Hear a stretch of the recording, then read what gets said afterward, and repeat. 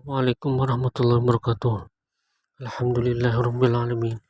Wassalatu wassalamu ala asyrofil anbiya'i wal mursalin sayyidina wa nabiyina Muhammadin wa ala alihi washabbihi wa barik wasallam. Amma ba'd. Hadirin jemaah yang dimuliakan oleh Allah Subhanahu wa taala. Marilah kita sama-sama untuk mudzakarah, mengingat-ingat pelajaran kita yang dulu. Kita masih membahas masalah penyakit zahir. Penyakit ada dua, ada penyakit zahir, ada penyakit batin. Kalau penyakit zahir ini yaitu di luar daripada hati. Kalau penyakit batin itu hendaknya di hati. Yang kelima, penyakit zahir yaitu memelihara lidah. Telah dijadikan oleh Allah Subhanahu wa taala bagi kita lidah yang sangat berguna, dan lidah atau mulut dapatlah kita berbicara, menanyakan hajat dan isi hati kita.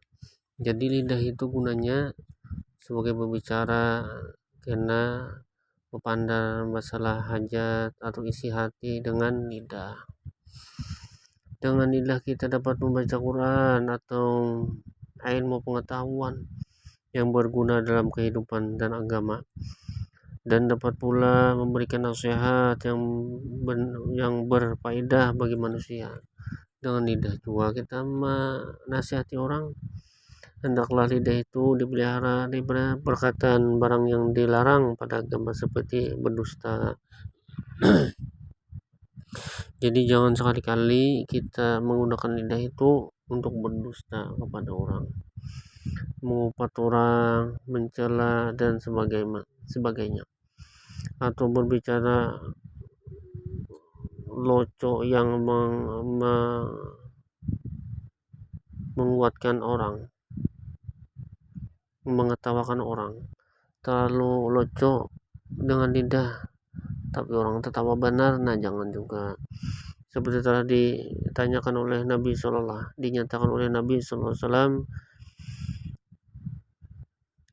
inna rajula yatakallamu bi kalami liyudhika biha ashabuhu fayahwi biha bin nari jahannam sab'ina kharifan.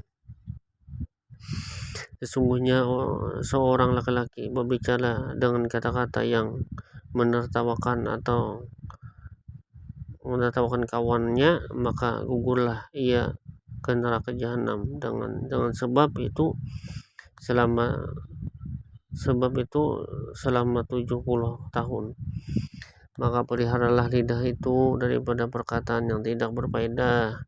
Jangan menyambat orang, jangan mengupat orang, atau yang menyakiti hati orang. Jauhilah daripada perkataan dusta sekalipun dengan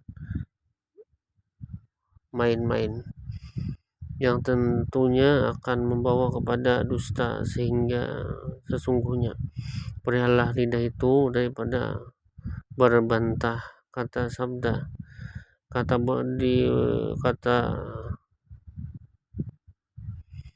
Disebut dalam bahasa Arab al-mar'u itu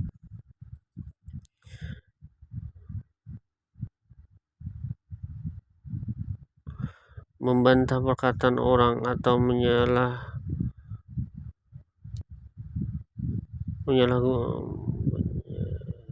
menyalahkan, yang maksudnya menghinakan dan merendahkan atas pendapat orang. Mar'u jidal semata-mata suka membantah perkataan orang, suka berlawan. Munasakah bikalam, arti munasakah bikalam berbantah kata, berdebat. 3 perkataan itu terhimpun maksudnya. Nah, jadi jangan lidah kita menyambat orang, mar'u jidal munasakah bikalam, janganlah. 3 macam sifat inilah yang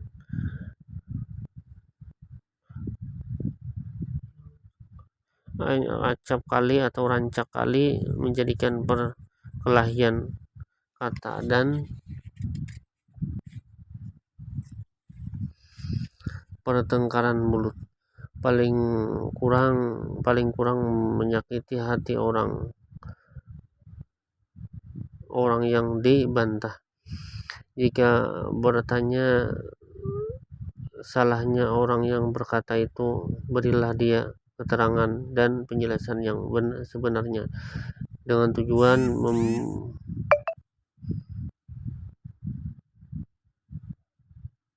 membatalkan yang salah.